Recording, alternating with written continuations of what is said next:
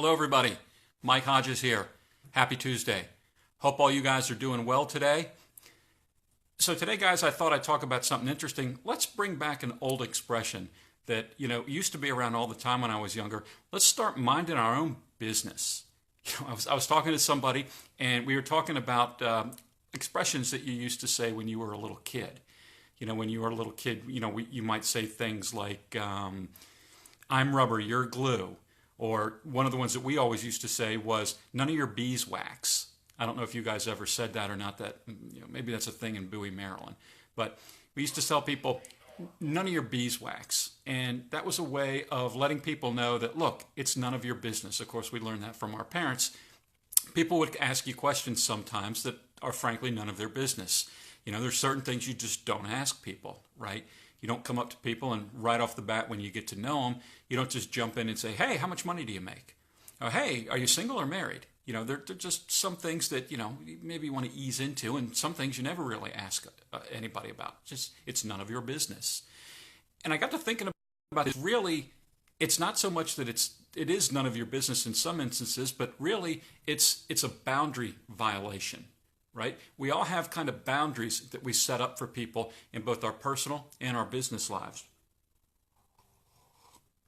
Think of it as like a fence, right? You have your fence out here and you're inside. And people that you don't know, total strangers, they've got to stay on the outside of your fence. And then occasionally you'll open the gate and you'll let somebody into a certain area, maybe kind of casual friends or business acquaintances. They'll get right here.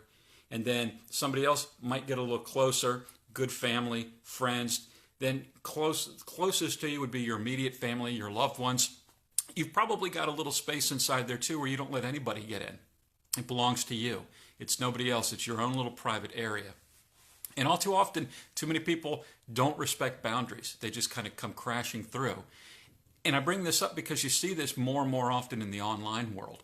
I'm going out, I'm doing marketing in my business, I'm doing branding, I'm getting to know people, and I'm watching and learning from some fantastic people out there. And I'm also getting a free education in what not to do, and I'm sure if you're in business, you are too.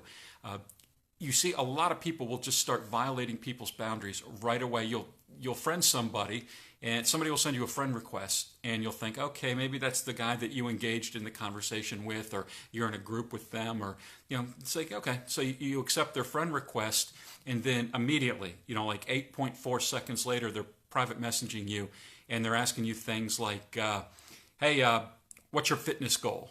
Or, have you tried this latest Bitcoin opportunity? And they drop a link right on you. It's like, whoa, no, I don't know you. Why would you think? Mind your business. Mind your business. Boundary violation. I don't know you. You don't just come right in and pitch me like that. Or sometimes you'll see people will come in, they'll have that kind of forced familiarity and comfort level. You'll friend somebody and they'll be like, hey, my bro, how's it going? No, I don't think so. I mean, I get the whole, kind of cultural, casual, cool kind of thing. You're cool, I'm cool, we're cool, but I've got some bros, I've got some good buddies, and you're not one of them. So don't step to me like you're my best friend or something. It's really, really odd what's out there in terms of people, the way they approach you online. It's almost like they have no social common sense whatsoever. And it makes a difference. You develop an online reputation just like you develop a reputation in your personal life. I'm sure, in this thread, what is your favorite boundary violation? What do you get hit a lot with in your social media? Lately here, I've been getting nailed a lot. I guess there must be something about me. People look at me and think I just want to learn about Bitcoin. Because everybody seems to be, every time I turn around, somebody tries to tell me about their Bitcoin opportunity. Type in the comments if you have your favorite boundary violation. Maybe we'll get a little thread going and find out, okay, what are the most, kind of obnoxious, in-your-face kind of boundary violations that you have? And then be aware of this. Just like you wouldn't walk up with someone in your private life, in your real world, and say, hey, how much money do you make? And did you sleep with that guy? If you're not going to do that in real life, and hopefully you wouldn't, hopefully you won't, don't do that kind of stuff online. Get to know somebody first. Take them on a date before you try and kiss them. Relax a little bit, friend them, engage, build up a relationship. It's going to get worse and worse in the future here. People are getting more and more irritated and frustrated with this type of thing. I decided to make a post of it because, like I said, I had that conversation with somebody, and that old expression that you don't hear much anymore, mind your own business. And then also just that I get seemingly bombarded with this stuff the more active I become online. So that's our kind of a tidbit and takeaway for today. Let's bring back none your business. Just mind your own business. Let's respect those boundaries out there, folks. Thanks for stopping by. Take care. Peace.